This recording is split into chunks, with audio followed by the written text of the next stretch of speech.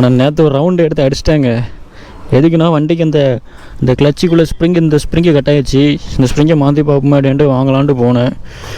ஒரு சின்ன பையன் நின்று கேட்டான், இது என்ன வண்டினே அப்படின்ட்டு. பல்சர் 220 அப்படின்னேன். 220 கிக்கரை காணுன்னு அப்படின்னா. 220 கிக்கரே வராதுடா, நான் கழட்டல, கம்பெனிக்காரங்களே கிக்கர் கொடுக்கல அப்படின்னேன். இது என்ன வண்டி, எஃப்செட்டு தானோ? எஃப்செட்டே தாங்க. ஆனால் ஃப்ரெண்டில் இப்படி தான் இருக்குமாங்க எஃப்செட்டுக்கு. ஒன்றையும் காணும் ஃப்ரெண்டில், லுக்கே வேறு மாதிரி இருக்குது. வணக்கம், நான் உங்கள் சக்தேஷ்க்கு. இன்றைக்கி நம்ம சுறாவை கைப்பாக்க போகிறேங்க. அவங்க அப்படியே கேரேஜ் போய்ட்டு கண்டினியூ பண்ணுறேன். கைப்பாக்கிறதுன்னு யாரும் தப்பாக நினச்சிக்கிடாதீங்க. ஆக்சுவலாக அதை பெயிண்டிங் முடிச்சுட்டு தான் வண்டி எடுக்கணும்னு நினச்சேன். ஆனால் பெயிண்டிங் முடிக்கல. பிரச்சனை என்ன இருக்குன்னா, போன வாரமே அந்த கம்ப்ரஸர் மோட்டர் சர்வீஸ் கொடுத்துட்டேன். அவங்க லேட் பண்ணுறாங்க இந்தாண்டு. இன்றைக்கி தான் பிரித்து பார்க்க போகிறேன்ட்டு இருக்கிறாங்க. அவங்க இன்றைக்கி பிரித்து பார்த்து என்றைக்கு கொடுக்க போகிறாங்கன்னு தெரியல. சரி, அதுக்கு மேலே நமக்கு ஒரு சில்லற வேலைகள் இருக்குது வண்டியில், அதை போய் ஃபஸ்ட்டு ரெடி பண்ணுவோம். இந்த பக்கத்தில் ரோடு ஒன்றும் போடலை. பாதி ரோடு போட்டிருக்கிறாங்க, பாதி ரோடு போடலை. பாதி சரலை தட்டி விட்டு போயிட்டாங்க. இந்த மாதிரி சரலை போகும்போது பைக்கு பயங்கரமாக ஸ்கிட் ஆகும். இதில் ஒரு சின்ன சீக்கிரட்டை சொல்லி தரேன் பாருங்க, நாங்கள் போட்டோம். ரொம்ப வளர்த்துற இடத்துல கொஞ்சம் நீங்களே ஹேண்ட்பரை கொஞ்சம் ஆட்டினீங்க அப்படின்னா ஓரளவுக்கு ஸ்டெப்பில் இருக்கும் வண்டி. சரிங்களா? இப்போ வண்டி ஆடவே இல்லை, நான் தான் ஹேண்ட்பர் ஆட்டிருக்கேன். போங்க, கால் லோடில் போகும்போது ஒன்றும் செய்யாது. அதே மாதிரி வண்டி வாபலாகமாக இருக்குன்னா நீங்கள் அந்த இடத்துல கொஞ்சம் அதுக்கேற்ற மாதிரி நீங்கள் ஹேண்ட்பரை கொஞ்சம் ஷேக் பண்ணுன்ருக்கும். அதுக்கும் ரொம்ப ஓவராக பண்ணிடுறாங்க. இந்த இடத்துல நான் கொஞ்சம் ஓவராகவே பண்ணிட்டேன். டிவைடர் போட்டாலும் ஒருத்தரும் திருத்த மாட்டாங்க. ரூல்ஸை கரெக்டாக ஃபாலோ பண்ணுற வரைக்கும் நமக்கு எந்த பிரச்சனையும் கிடையாது, சேஃப்டியாக இருக்கும். அப்படி பார்த்தா பாதி நேரம் நான் ஹெல்மெட்டே போடாமல் சுற்றிட்டுருப்பேன். அதான் பார்த்தேன், இந்த வண்டி தம்பி வண்டிங்க, வண்டி ஃப்ளட்டில் ஃபுல்லாக நனைய விட்டுட்டான். காலையில் கொண்டு வந்து ஃபோன் அடித்தான் விட்டுருக்கேன் அப்படின்ட்டு. இது என்ன வண்டி, எஃப்செட்டு தானோ? எஃப்செட்டே தாங்க. ஆனால் ஃப்ரெண்டில் இப்படி தான் இருக்குமாங்க எஃப்செட்டுக்கு. ஒன்றையும் காணும் ஃப்ரெண்டில், லுக்கே வேறு மாதிரி இருக்குது. இந்த வண்டி இனிமேல் தான் பிரித்து பார்க்கணும். ஃபுல்லாக ஃப்ளட் ஆகிடுச்சு. அதாவது வண்டியே ஃபுல்லாக முங்குற அளவுக்கு தண்ணி. இந்த வண்டி நின்ற இடத்துல தண்ணி பயங்கரம் போல். நம்ம ஏரியா கூட ஓரளவுக்கு பரவாயில்ல. இந்த வண்டி இருந்த ஏரியா பயங்கர தண்ணிகள் இருந்திருக்கு. இதே இன்றைக்கி ரெடி பண்ணணும். அவன் வந்ததுக்கப்புறம் தான் பார்க்கணும். நான் ஃபஸ்ட்டு நம்ம சூறாவை ரெடி பண்ணுவோம். சரி, ஓகேங்க, இதில் விட்டுருக்கேன். இன்றைக்கி நான் வந்ததுக்கப்புறம் பார்த்துக்கலாம். ஆக்சுவலாக எடுக்கவே கூடாதுன்னு நினச்சேன். ஆனால் நேற்று ஒரு ரவுண்டு எடுத்து அடிச்சிட்டாங்க. எதுக்குன்னா வண்டிக்கு இந்த கிளச்சிக்குள்ளே இந்த ஸ்ப்ரிங்கை கட்டாயிடுச்சு. இந்த ஸ்ப்ரிங்கை மாற்றி பார்ப்போமாடின்ட்டு வாங்கலான்ட்டு போனேன். அப்படியே பெட்ரோலில் வாங்கிட்டு கொஞ்சம் ரவுண்ட் அடிச்சுட்டு வந்தேன். அவ்வளோ பேரும் பார்த்தாங்க. ஒரு சின்ன பையன் நின்று கேட்டான், இது என்ன வண்டினே அப்படின்ட்டு. பல்சர் 220 அப்படின்னேன். 220 கிக்கரை காணுன்னு அப்படின்னா. 220 கிக்கரே வராதுடா, நான் கழட்டல, கம்பெனிக்காரங்களே கிக்கர் கொடுக்கல அப்படின்னேன். சரிங்க, இன்றைக்கி சூறாவை கைப்பாக்க வேண்டியதில் என்னெல்லாம் இருக்குன்னு பார்த்தீங்கன்னா, அப்படி பார்த்தீங்களா, ஏர் ஃபில்டர் மாட்டினதோட அப்படியே இருக்குது. இதுக்கு ஒரு கிளாம்பு ரெடி பண்ணணும். அப்புறம் சைடு டோர் ரெடி பண்ணணும். அதுக்கப்புறம் முக்கியமான ஒரு வேலையை மறந்துட்டேனே.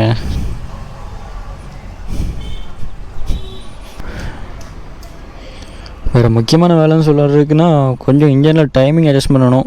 கார்பெட்டரில் பெட்ரோல் அடியில் லீக் ஆகுது. இதுக்கு ஓரிங் மாற்றணும். ஓரிங் நேரத்துக்கு கேட்டேன், கிடைக்கல. இதுக்கும் அந்த சைலன்சரை கவர் பண்ணணுங்க. கொஞ்சம் இதை ஸ்டார்ட் பண்ணி பேட்டரி சார்ஜ் ஆகிட்டோன்னு இங்கே ஒரு 10 நிமிஷம் கொஞ்சம் ரைசிங்கில் ஓட விட்டுருப்பேன் மைல்டாக. முடிச்சுட்டு வண்டி எடுக்க போகிறேன். ஷார்ட்ஸ் இதில் பட்டுருச்சு. நல்லா என்னடா ஷார்ட்ஸு சுடுதேன்னு பார்க்குறேன். அப்படியே இலகி போய் இருக்குது. பயங்கர ஹீட் ஆகுது 220. அதுவும் சைலன்சர் இதில் போட்டது ரொம்ப டேஞ்சரு. இதில் கரெக்டாக ஒரு கவரை போட்டு ரெடி பண்ணணும். சரி, இவ்வளோத்து இன்றைக்கி முடிச்சுட்டு உன்னை நம்பினதுக்கு எனக்கு இதாண்டா நிலமேனு கிடக்குது பாருங்கள் நம்மளுடைய ஸ்ரீவள்ளி. ஐயோ, இப்போ இப்படி விட்டால் அந்த பைக் அப்படி தாங்க நினைக்கும். இதை மேலே ரெடி பண்ணணும். முதல்ல இதுக்கு ஒரு சேக்கப் சூரை போடணும். இதுக்குள்ளே சேக்கப் சூரை தூக்கி தான் சூறாவுக்கு போட்டேன். முக்கியமாக இதை தாங்க ஓட்டே ஆகணும். இப்போதைக்கு பெட்ரோல் போடுறதுக்கு வழி இல்லை. ஃபைனான்ஸ் ரொம்ப டைட்டில் போயிட்டுருக்கு. சரி, இதுக்கு நீ சேக்கப் சூர் மாட்டி இதை வெளியே எடுத்துட வேண்டியதான். இதெல்லாம் பெயிண்டிங் மெதுவாக பண்ணிக்கலாம். 220 அடிக்கடி எடுத்துகிட்டு போனோம்னீங்களா, நமக்கு தான் டவுசர் கலர் இது. இனிமேல் இதுதான் பைக்கு. கொஞ்ச நாளைக்கு இதை வச்சு தான் ஓட்டணும். அது வரைக்கும் 220 தொடக்கூடாது. ஏக்கு 220 ஓடிட்டு இருக்கேன்னா பேட்டரி சார்ஜ் இறங்கிறமேங்கிற ஒரு காரணம் தான். பேட்டரி கழட்டி வீட்டில் பத்திரமா வச்சிடணும். சார்ஜ் கூட போட்டுக்கலாம். இதை முதல்ல இன்றைக்கி எடுக்கணும் வழியில். மைலேஜ்னு பார்த்தீங்கன்னா 100 cc தாங்க எப்போவுமே நமக்கு. இன்றைக்கி இந்த 2 பைக்கும் ரெடி பண்ணணும். சுரவ அப்பப்போ எடுத்துக்கணும். 220 உள்ள விட்டு லாக் பண்ணணும். இவனை முதல்ல வெளியே கொண்டு போகணும். இவ்வளோ முதல்ல வெளியே கொண்டு போகணும். சரி ஓகேங்க. இப்போ பார்த்தீங்கன்னா கிளாம்பை போட்டு செட் பண்ணிட்டேன். இப்போ பார்த்தீங்கன்னா யார் இப்போ ஓரளவுக்கு மீடியமாக போதும். ஹிட்வன் ரன்னிங்கில் பிடிங்கி விழுங்குற பயம் இருக்காது. அப்புறம் பார்த்தீங்கன்னா முக்கியமான பிரச்சனை டைமிங்க. ஸோ கார்பரேட்டு ஒரு டியூனிங்கே கரெக்டாக இல்லாமல் இருந்திருக்கு. டியூனிங்கை ஃபுல்லாக அட்ஜஸ்ட் பண்ணி இப்போ தான் ஓரளவுக்கு கரெக்டாக கொண்டு வந்திருக்கேன். நான் கவனிக்கவே இல்லை இந்த ஏர் ஸ்க்ரூவை. இது பார்த்தீங்கன்னா அந்த கார்பரேட் ஸ்க்ரூ பார்த்தீங்கன்னா ஃபுல்லாக முழுகி இருந்திருக்குங்க. யார் பண்ண வேலைன்னு தெரியல. சரி ரைட்டு, நம்ம கண்ட்ரோலில் இல்லை நம்ம வண்டி சொல்லப்போனால். சரிங்க, இப்போ வண்டி நம்ம கண்ட்ரோலுக்கு வந்துருச்சு. இப்போ எல்லாமே ரெடி பண்ணியாச்சு. நான் அடுத்து பார்த்தீங்கன்னா சைடு டோருங்க. அந்த சைடு டோருக்கு பார்த்தீங்கன்னா ஒரு இது என்ன வண்டியில் உள்ளது தெரியுதுங்களா? இதுதான் பஜாஜ் கிறிஸ்டலில் உள்ள பழைய ஃப்ரண்டில் என்ன சொல்லுவாங்க, சரி வைசர்னு வச்சுக்கிடுவோமே. இந்த கவர் வெட்டி தாங்க அந்த சைடில் ஆல்ட்ரு பண்ண போகிறேன் 2 பக்கமும். சரி வாங்க இதை முடிச்சுட்டு காட்டுறேன் எப்படி இருக்கும் பாருங்கள். இதாங்க நம்ம ஸ்ரீவல்லியோட ஒரிஜினல் செக்கப் சார். ஃபஸ்ட்டு மாடிஃபிகேஷனில் இதை தான் யூஸ் பண்ணேன். ஆனால் செகண்ட் மாடிஃபிகேஷன் லென்த் அதிகமாக இருக்கிறதால இதோட சஸ்பென்ஷன் ஓவராக இருக்குது. டபுள்ஸ் பூரா கஷ்டமாக இருக்குன்ட்டு மாட்டாமல் விட்டுட்டேன். அப்புறம் நம்மகிட்ட தான் பல்சருக்குள்ளது கிடைக்க இதேக்கு அப்படின்ட்டு இதை அவனை செக் பண்ண கூட இல்லை. இப்போ மாட்டி பார்த்தா தான் இது டபுள்ஸ் தாங்குதா இல்லைங்கிறது தெரியும். இதுக்கு மேலே பார்த்தீங்கன்னா அந்த போல்ட் வச்சுருக்கேன் பார்த்தீங்களா, இங்கே இருந்துச்சு. அப்போவும் இந்த ஒரிஜினல் போல்ட்டு இந்த இடத்துல இருந்துச்சு. அப்போவே ஓரளவுக்கு பரவாயில்லாமல் தாங்கினுச்சு. ஸோ இப்போ சென்டருக்கு ஆல்ட்ரு பண்ணுற மாதிரி இதை அப்படின்ட்டு தான் கழட்டிட்டேன். இப்போ இதை போட்டு பார்த்தா தான் இது எப்படி இருக்குன்னு தெரியும். இதை எடுத்து தூசி தட்டிட்டு வெளியே விட்டு ஸ்டார்ட் பண்ணணும். இது என்ன பழி வாங்க காத்துட்ருக்குன்னு தெரியல. ரைட்டுங்க, ஸ்ரீவல்லி மறுபடியும் ஃபார்முக்கு வந்துட்டா. நம்ம ஸ்ரீவல்லி மறுபடியும் ஃபார்முக்கு வந்துருச்சு. பேட்டரி மட்டும் கழட்டி வீட்டில் வச்சுருக்காங்க. அதை அன்றைக்கி விடும்போதே எடுத்துகிட்டு போயிட்டேன், சார்ஜ் நிற்காது அப்படின்ட்டு. அதை மட்டும் லைட்டாக டேப்பு போட்டு வீட்டில் போய் பேட்டரி மாட்டிக்கலாம். இதை மட்டும் கொஞ்ச நாளைக்கு கண்ட்ரோல் பண்ணி ஓட்டிட்டோம். மைலேஜுக்கு பிரச்சனையே இருக்காது. ஸ்டார்ட் ஆகிடுறா தங்கம் கண்ணுமா, ஸ்டார்ட் ஆக மாட்டேன்றத. நான் விட்டு 1 மாதம் ஆயிடுச்சுங்க, இன்னும் பெட்ரோல் கிடக்கானா. 1 மாதம் இருக்கும், தாராளமாக இருக்கும். என்னது எப்படி ஒரு 150 அடி அடிக்க வேண்டியிருக்கும். எப்படி 150 அடி அது வாங்காமல் நம்ம வண்டி ஸ்டார்ட் ஆகாது. போயிட்டு ஒரு 15-20 அடி அடிச்சிருப்போம், ஸ்டார்ட் ஆகிட்டுங்க.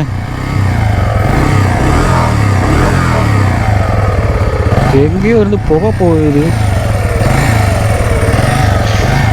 ரைட்டுங்க, ஸ்ரீவல்லி மறுபடியும் ஃபார்முக்கு வந்துருச்சு.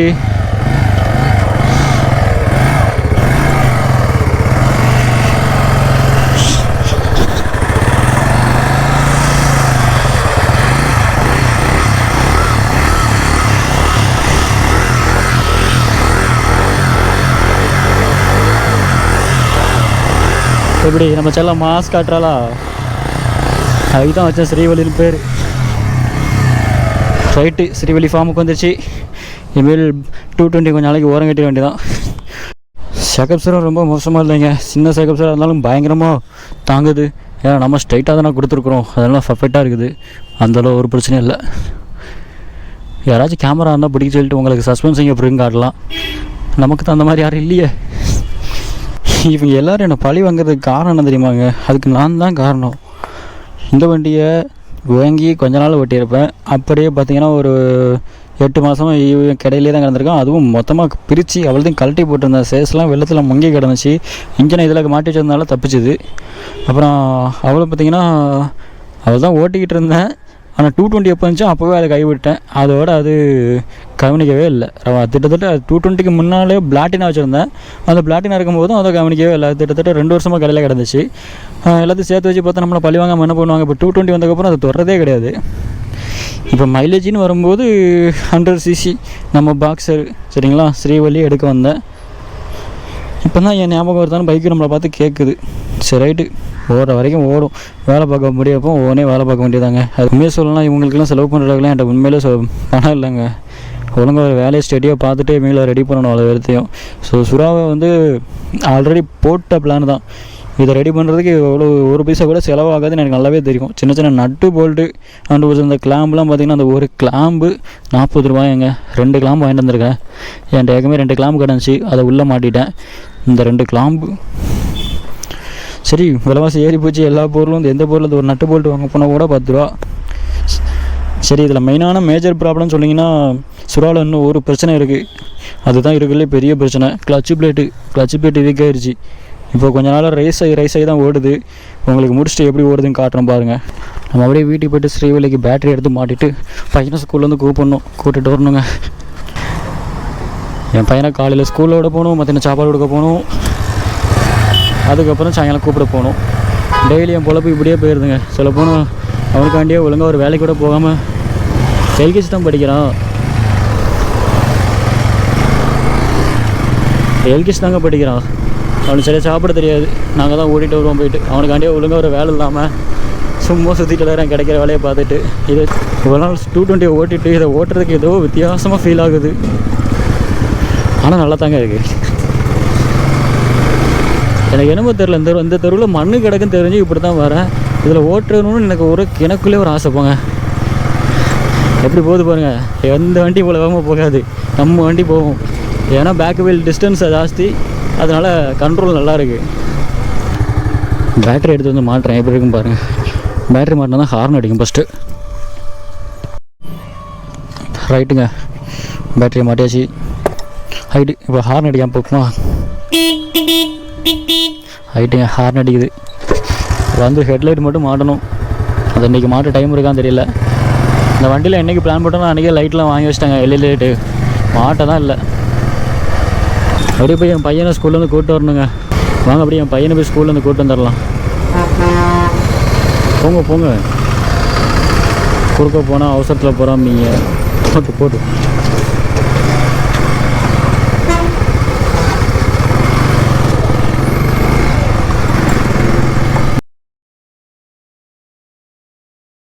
உங்களுக்கு தெரிஞ்சுதா? அந்த வண்டி தான் இப்படி ஆக்கி வச்சுருக்குறோம். அந்த பையன் நம்ம ஏரியா தான் போகிறப்பெல்லாம் பார்த்துட்டு போவோம், நம்ம வண்டியாக இப்படி இருக்காடுன்ட்டு.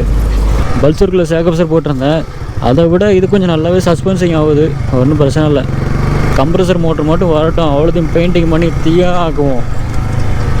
பையனோட ஸ்கூல் இதாங்க, கவர்மெண்ட் ஸ்கூல். இங்கே தான் எல்கேஜி படிக்கிறான் என்னோடய மூத்த பையன். உள்ளே இப்படியே போனோன்னா அலறிடுவாங்க. ஹெல்மெட்டை கழட்டி கையில் வச்சுட்டு போகிறேன் பாருங்கள்.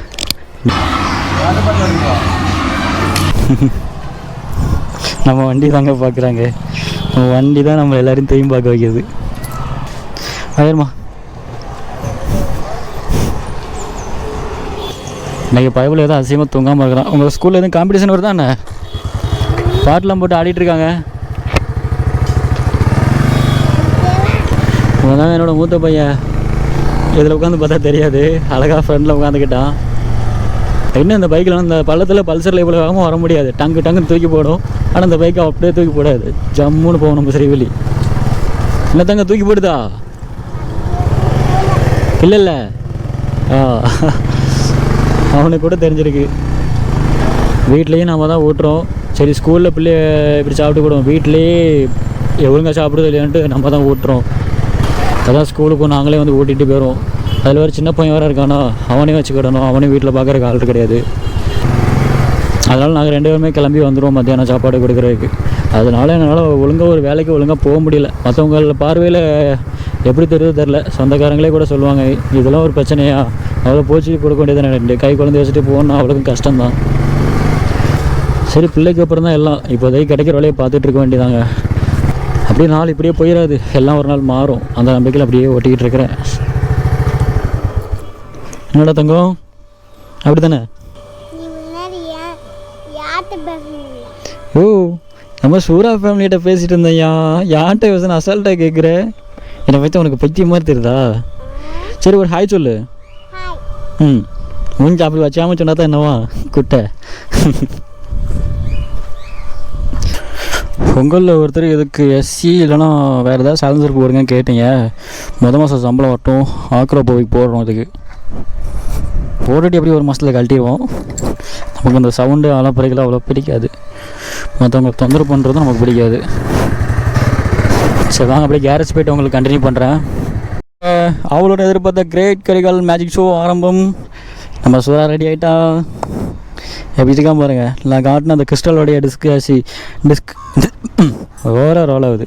நான் காட்டில் அந்த கிறிஸ்டலோடைய ஃப்ரெண்டு மாஸ்க்கை தூக்கி 2 பக்கமாக வெட்டி 2 பக்கமும் மாட்டி விட்டேன். எப்படி இருக்குங்க பார்க்குறதுக்கு? அப்படியே பர்ஃபெக்டாக ஆகிடுச்சா? இதை நானாக கூட்டு சொன்னால் தான் இது ஒவ்வொரு பொருளும் தெரியும். ஸோ உங்களுக்கு தெரியாமல் இருக்கக்கூடாதுல்ல.